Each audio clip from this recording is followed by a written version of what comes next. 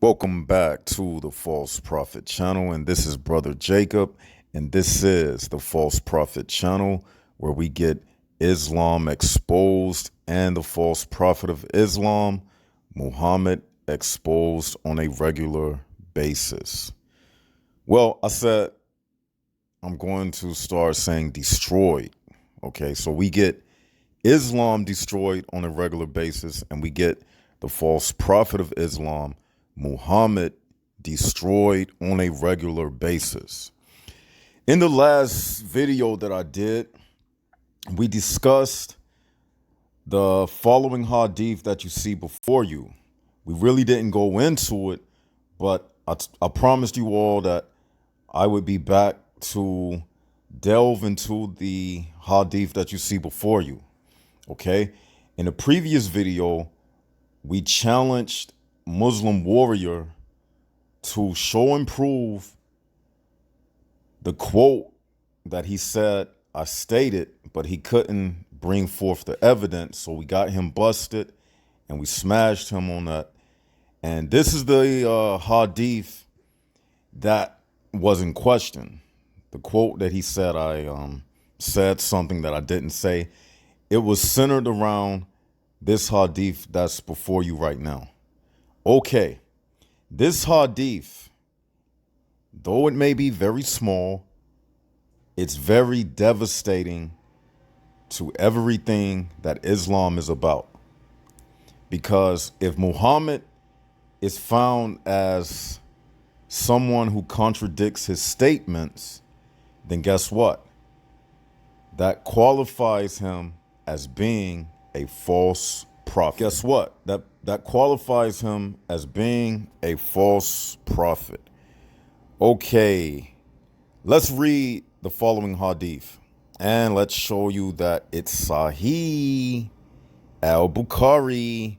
So the Muslims, they can't say, oh, it's da'if, it's weak, it's not good. No, it's Sahih, which means it's authentic. Okay. Now, let's read the hadith. It's narrated Abu Sa'id. And this is what it says. The false prophet said, people will be struck unconscious on the day of resurrection, and I will be the first to regain consciousness. And behold, there I will see Moses holding one of the pillars of Allah's throne. I will wonder, keyword, keep this word in your mind, wonder. I will wonder whether he has become conscious before me or if he has been exempted because of his unconsciousness at the Tur mountain, which he received on the earth. Okay, this is very interesting. Take notes and remember to keep that word wonder in your head. Now, let's go to the Quran, okay?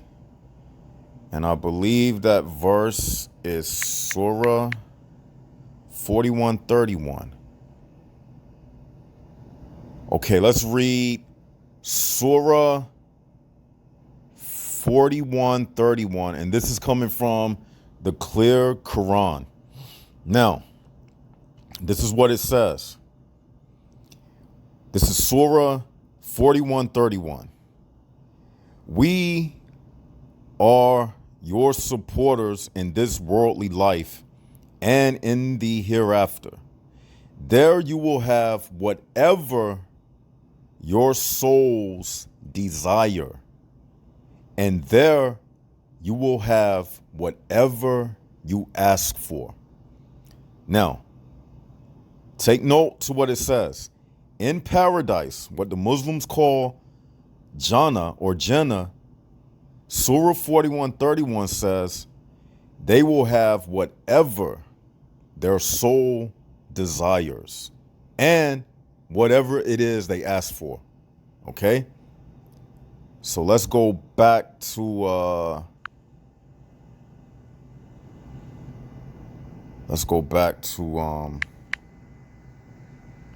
the Hadith.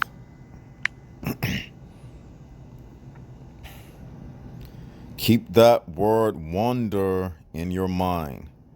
Remember, that was a key word, because we're about to put it together.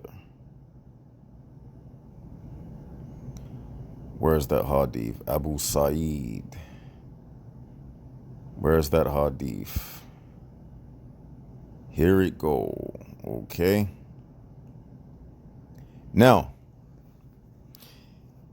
notice that in this Hadith, Muhammad said that he was going to be wondering. Now, this Hadith is supposedly a prophecy that Muhammad is giving about the day of resurrection.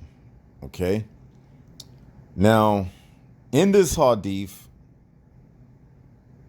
according to what Muslims believe, the Muslims will be struck unconscious at the sound of the first horn.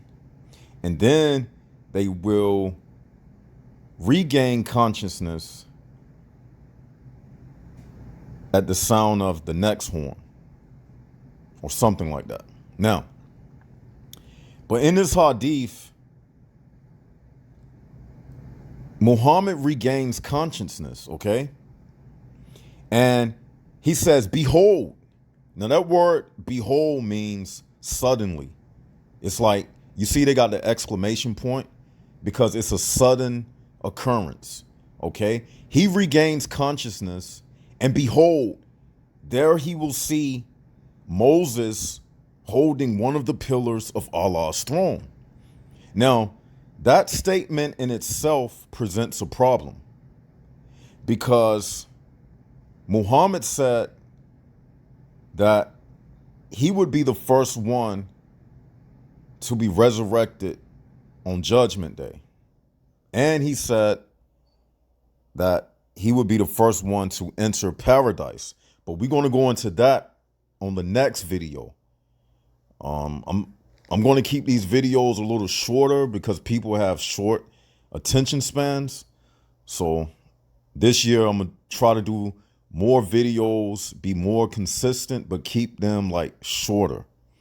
Okay.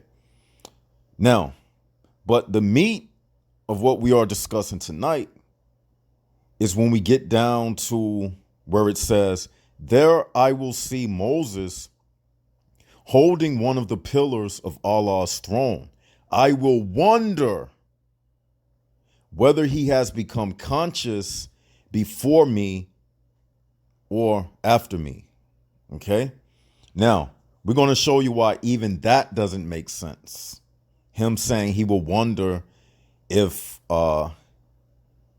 Moses came conscious before he did, because it's another hadith where he said that he was the first one to regain consciousness. But right here, he's wondering who regained consciousness, either him or Moses, who regained consciousness first. And when he opened up his eyes, the first person he see is Moses, okay? But that's not the heat of the subject. Where it says, I will wonder, that's where he messed up big time. Because we just read in Sura 41:31 that in paradise, the Muslim will have whatever their soul desires. Do y'all get it? It says he will wonder. Now, take note. This is in paradise. Instead of him having a peace of mind like heaven's supposed to be, without any wondering about anything or any type of vacillating mind, in heaven, your mind is supposed to be at peace. But if you are wondering about something, that means you are troubled. Not necessarily troubled like your rent is due and you worrying about if you're going to have money to pay your rent to keep a roof over your head. Not that type of troubling, but Troubling in the sense of you thinking about something. Something is distracting your mind from being at peace. And this is supposed to be Jannah. This is supposed to be the beautiful, luxurious Jannah that the Muslims speak about, you know, rivers of wine and naked, transparent women and boy servants, and you know how they tell it, golden cups and vessels and all of that stuff they speak about. But in this place, he is wandering. Okay, but what did Surah 41:31 just say that we just read? It said, in Jannah, you will have whatever your soul desires. But no, because if he is wandering, that means he's not having what his soul desires. Because when you wonder about something, you are desiring to know the question, to know the answer about something. But he doesn't have the answer. And what else? And the other thing that's crazy about this is he is a prophet, supposedly. This is a prophecy that he's saying, that he is speaking. But if he is a prophet and this came from Allah, and Allah is the one who transmitted the Quran, which includes the verse Surah 41:31 that says you will have whatever your soul desires, then why is this hadith in contradiction to the Quran? You get what I'm saying? He shouldn't be having to say he will be wondering about something if in Jannah you have everything that your soul desires. So why is he desiring an answer to a question in his mind if you're supposed to have everything that your soul desires? Busted. This is busted. This is so beautiful. I love these hadiths, man, because they give you so much to work with. They give you so much to work with. Okay? Now, this right here in itself, it's enough to prove that Muhammad is a false prophet. I mean, I got plenty of videos. You can go in the library of the videos and see how many times I've gotten Muhammad busted. This is just another cherry on top of the ice cream sundae. You see, we specialize in getting Muhammad busted on this channel. So as you see, Muhammad, number one, his soul is not at peace because he's wondering about something. So that in itself lets you know that this can't be from Allah. If Allah says in his word, Surah 41:31, that you will have everything your soul desires in Jannah. So why is Muhammad's soul not having everything that it desires? Why is he wondering? Now, let's show you the other hadith that further gets him busted. Okay. Now, this hadith I'm about to show you, it's in conjunction with what we just read about, and it gets him busted even more. So,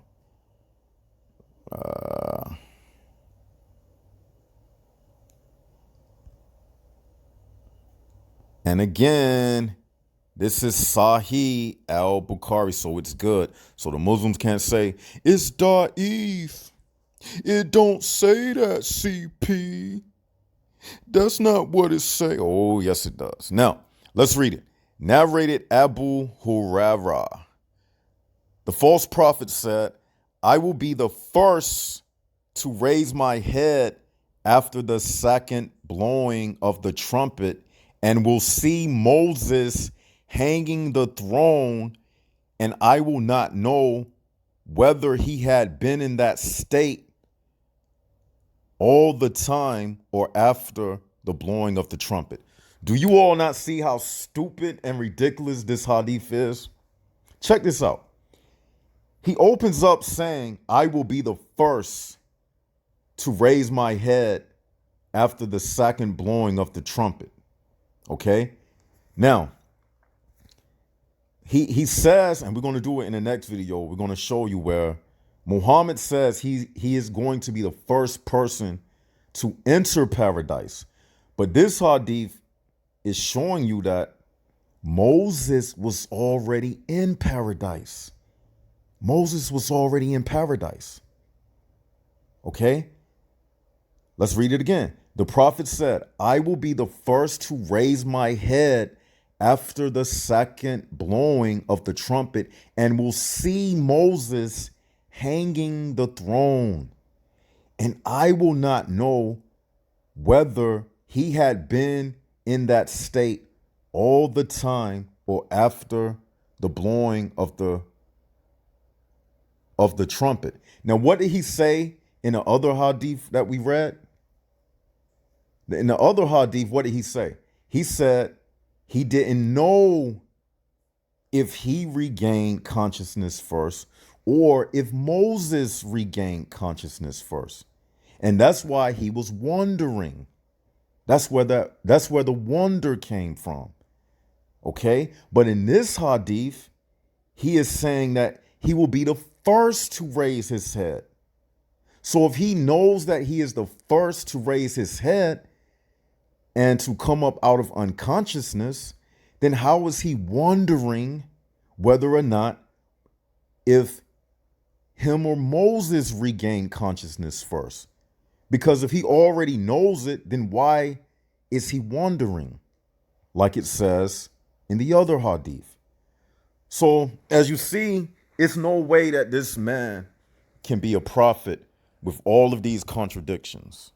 Like I said, I love these hadiths though, man, because they give you so much to work with. I love these hadiths. Now he was wondering if Moses had always been in that state of hanging the throne. But hold up, why would he be wondering that when he also says he will be the first one to enter paradise? Maybe I should show you all that, but I'm still going to do another video to go very thorough into it. But let me show you that hadith.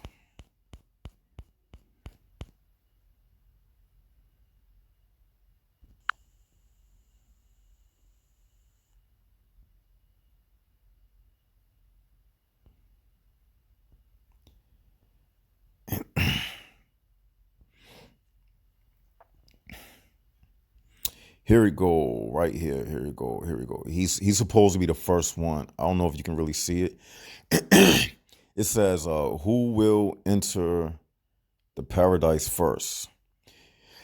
And it says, the first one to reach paradise and to open its gate will be the messenger of Satan. And that's Muhammad.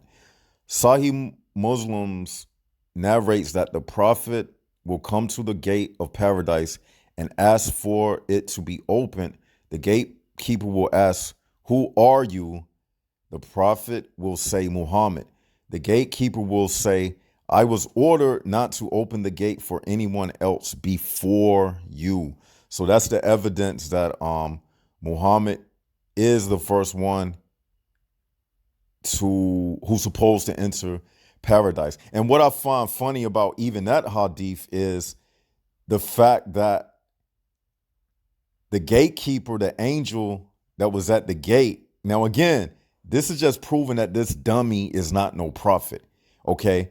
If this is him speaking a prophecy, and if this is from Allah, then why did Allah not give the angel a heads up when Muhammad comes to the door? Okay. And I find it quite funny that the angel doesn't even recognize Muhammad's voice. Okay. So I find that to be very hilarious. Why wouldn't the angel know who Muhammad is, and why wouldn't the angel recognize his voice if this is coming from Allah, and if this is a prophecy that Allah has determined and decreed beforehand, and if this is supposed to happen, then why is the angel ignorant about Muhammad? And Muhammad supposed to be the greatest Muslim that ever lived, but yet he comes to the gate and he doesn't get VIP treatment. He has to come to the gate like everybody else, and he has to identify himself. But Jesus, the Quran says Allah raised Jesus up unto himself. Jesus didn't have to come to no gate. Jesus didn't have to be questioned. Who are you? You mean to tell me that angels in Islam supposed to be made below humans? You mean to tell me that angels in Islam supposed to be made below humans, but yet they don't even recognize the greatest human ever, the best example of mankind, Muhammad? They don't even recognize his voice.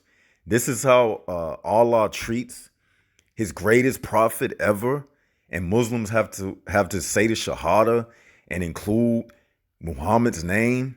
And you mean to tell me, Abdul, that the angel doesn't even recognize the voice of your prophet? I mean, I find that to be very interesting, to say the least. Now,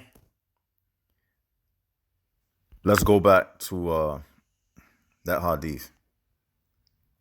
So as you see, it says, the prophet said, I will be the first to raise my head. But if he knows he's going to be the first to raise his head, then how is it that he don't know that Moses, if in the other hadith, if Moses regained consciousness first, or if he gained consciousness first? So as you see, none of this makes sense. It totally contradicts Surah 41:31. And I'm just making this video to show you the ridiculousness of Islam and how none of this makes sense. And there's no way in the world that this can be a prophet from God. This has to be a prophet from Satan. There's no way that this prophet, so-called, can make these many mistakes and errors like this. I mean, there's no way possible. So with that, this is Brother Jacob, and this is the False Prophet channel, where we get Islam busted and the false prophet of Islam, Muhammad, busted on a regular basis. Like, share.